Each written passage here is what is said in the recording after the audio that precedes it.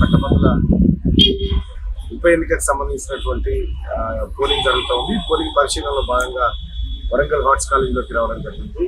So మొత్తానికి గతానికి భిన్నంగా ఎన్నికలు కనిపిస్తూ ఉన్నాయి. ఎన్నికల్లో ప్రధానమైనటువంటి అంశాలు కొన్ని తెరపైకి వస్తూ ఉన్నాయి. ఒకటి, కేటీ రామారావు గారు విచ్చలవిడిగా డబ్బులు ఖర్చు పెట్టి ఈ ఎన్నికల్లో పట్టభద్రులను మధ్య పెట్టాలనేటువంటి ప్రయత్నానికి విఫలయత్నం చేసింది. కానీ పట్టభద్రుల నుంచి ఎలాంటి స్పందన రాకపోవడంతో చాలా చోట్ల టీఆర్ఎస్ పార్టీ చేపట్టేసినటువంటి పరిస్థితి వస్తా ఉన్నాం. ఇంకా రెండో అంశం, పట్టభద్రులను పల్లి బఠానీ కాలని చెప్పి విమర్శించినటువంటి కేటీ రామారావు అభ్యర్థికి, అలాగే పట్టభద్రులు అంటే మాకు దేవుళ్ళు, పట్టభద్రులు అంటే మాకు గొప్పవాళ్ళు అనేటువంటి మాట ఏదైతే ఉందో అది ఏం చేసినటువంటి మాట.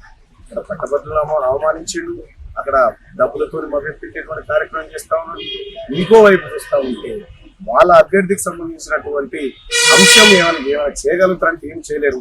నిరుద్యోగులకు సంబంధించి, ఉద్యోగస్తులకు సంబంధించి గమ్మతి విషయం ఏంటంటే ఒక ఆయన నాకు కలుస్తూ చెప్పింది, పైసలు పంచుతున్నారు టీఆర్ఎస్ వాళ్ళు, కానీ ఎవరికి పంచుతారంటే నిరుద్యోగులకు, ఉద్యోగస్తులకు.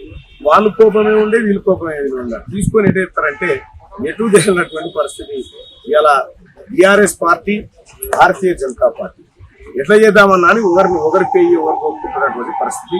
కానీ అల్టిమేట్ గా ఇక్కడ ఉస్మానియా యూనివర్సిటీ గెలవబోతా ఉంది, కాకతీయ యూనివర్సిటీ గెలవబోతా ఉంది, JNTU ఓపెన్ యూనివర్సిటీ గెలవబోతా ఉంది, మహాత్మా గాంధీ యూనివర్సిటీ గెలవబోతా ఉంది.